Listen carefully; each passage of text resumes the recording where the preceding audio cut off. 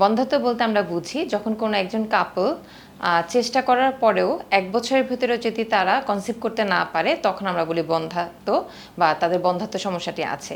তবে যদি মহিলা বয়স ৩৫-এর উপরে হয় সেই ক্ষেত্রে আমরা এটা ১ বছর সময় বলি না, আমরা বলি যদি ৬ মাসের বেশি চেষ্টা করার পরেও তারা ন্যাচারালি কনসিভ করতে না পারে সেই ক্ষেত্রে আমরা বলি যে তাদের বন্ধ্যাত্ব সমস্যাটি আছে।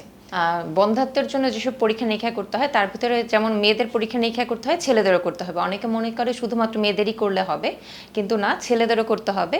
ছেলেদের যদি একটি টেস্ট আমরা করে থাকি সেটা হচ্ছে সিমেন অ্যানালাইসিস বা বীর্য পরীক্ষা। এছাড়া আমরা আরও কয়েকটা টেস্ট করে থাকি, ডায়াবেটিস এবং হরমোনের কিছু টেস্ট করে থাকি, যেমন থাইরয়েড, টেস্টোস্টেরন, এই টেস্টগুলো করে থাকি। আর যদি অন্যান্য কোনো কারণ থেকে থাকে সেই ক্ষেত্রে ক্ষেত্র বিশেষে জেনেটিক কিছু এক্সামিনেশনও করা লাগতে পারে। বন্ধ্যাত্ব কেন হয়? বন্ধ্যাত্ব কেন হয় এটা আসলে অনেকগুলো কারণ রয়েছে। সেই ক্ষেত্রে আমরা ২ ভাগে ভাগ করি। বন্ধ্যাত্ব হওয়ার পেছনে যে কারণগুলো সেটা মহিলার ক্ষেত্রে কিছু কারণ এবং পুরুষদের জন্য কিছু কারণ থাকে। তো মহিলাদের ক্ষেত্রে যেসব কারণ থাকে তার ভিতরে প্রধান যেগুলো সেগুলো হচ্ছে যদি তাদের হরমোনাল কোনো সমস্যা থাকে, কিংবা তাদের হচ্ছে যে জরায়ুতে কোনো টিউমার, কিংবা তার ওভারিতে কোনো সিস্ট থেকে থাকে, কিংবা তার জরায়ুর পথে কোনো ধরনের আমরা যদি বলি ফেলোপিয়ান টিউবে কোনো ব্লক থেকে থাকে, এগুলো হচ্ছে প্রধান কারণ। এছাড়া আরেকটি কারণ আমরা বলি আনএক্সপ্লেইন। দেখা যায় যে তার সব ধরনের পরীক্ষা নিরীক্ষা করার পরেও কোনো ধরনের কোনো কারণ ধরা পড়ে না, সেটাকে বলি আমরা আনএক্সপ্লেইন। আর ছেলেদের কারণের ভেতরে অনেকগুলো কারণ রয়েছে। তারপরে কারণগুলোকে আমরা ভাগ করি বিভিন্ন ভাগে, যে তার যদি কোনো হরমোনাল ইস্যু থেকে থাকে, কিংবা তার যৌনাঙ্গের কোথাও কোনো ধরনের কোনো অ্যানাটমিক্যাল প্রবলেম থেকে থাকে, কিংবা তার কোনো জেনেটিক সমস্যা থেকে থাকে।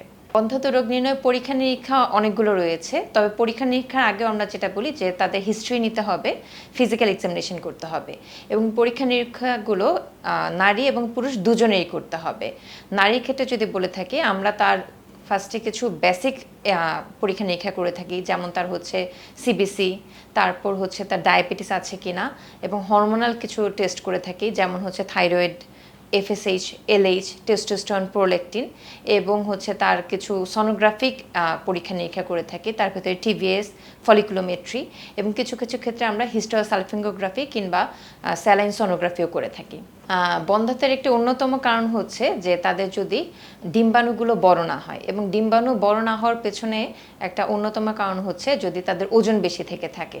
তো যাদের দেখা যায়, আমাদের অনেক রোগী আসে যে তাদেরকে আমরা পরীক্ষা নিরীক্ষা করে দেখতে পারি যে তাদের এগগুলো বড় হচ্ছে না, তখন কিন্তু তাদেরকে আমরা ১ নাম্বার অ্যাডভাইস যেটা দিই সেটা হচ্ছে ওজন কমানো। আর ওজন কমানোর জন্য লাইফস্টাইল মডিফিকেশন হচ্ছে সবচেয়ে ইম্পর্টেন্ট। লাইফস্টাইল মডিফিকেশনের ভিতরে তাদের ডায়েট কন্ট্রোল করতে হবে, এক্সারসাইজ করতে হবে, এবং তাদের যদি কোনো ধরনের বদভ্যাস থেকে থাকে, যেমন হচ্ছে যে ড্রিঙ্কিং বা অতিরিক্ত খাদ্য গ্রহণ, এই ধরনের অভ্যাস থেকে থাকে, সেগুলো ত্যাগ করতে হবে।